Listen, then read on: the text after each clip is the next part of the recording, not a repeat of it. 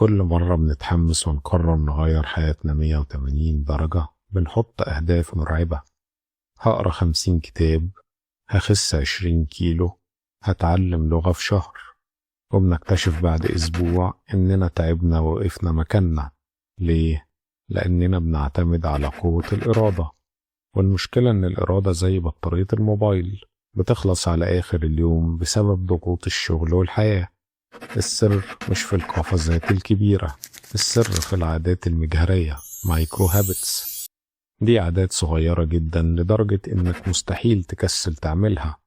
هي مش محتاجة مجهود ولا إرادة فولاذية، هي محتاجة ثانية واحدة للتفكير. في قاعدة ذهبية بتقول: أي عادة جديدة لازم تاخد أقل من دقيقتين عشان تبدأها. الهدف هنا مش إنك تخلص المهمة، الهدف هو الظهور. يعني بدل ما تقول هجري ساعة، البس الكوتشي وانزل اتمشى دقيقة واحدة بس. لو عودت جسمك إنه يلبس لبس الرياضة كل يوم الساعة 5، انت كده كسرت أصعب حاجة وهي المقاومة. خلينا نطبق ده عمليا.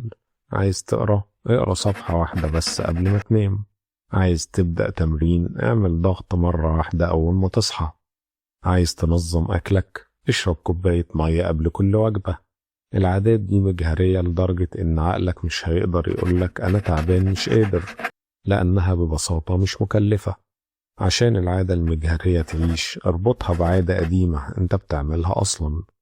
مثلا بعد ما اغسل سناني هعمل ضغط مرة واحدة، أو أول ما امسك كوباية القهوة هكتب 3 حاجات أنا ممتن ليها.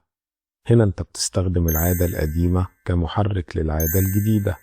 في الأول هتحس إنك مش بتعمل حاجة، بس مع الوقت 1% ده بيتراكم. العادة المجهرية هي اللي بتبني هوية الشخص الجديد.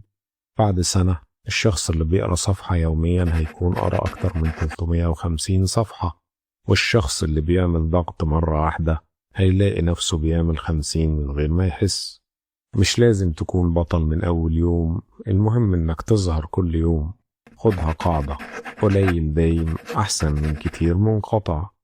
مستني أعرف منكم في التعليقات إيه هي العادة اللي هتبدأوها النهاردة بدقيقتين بس.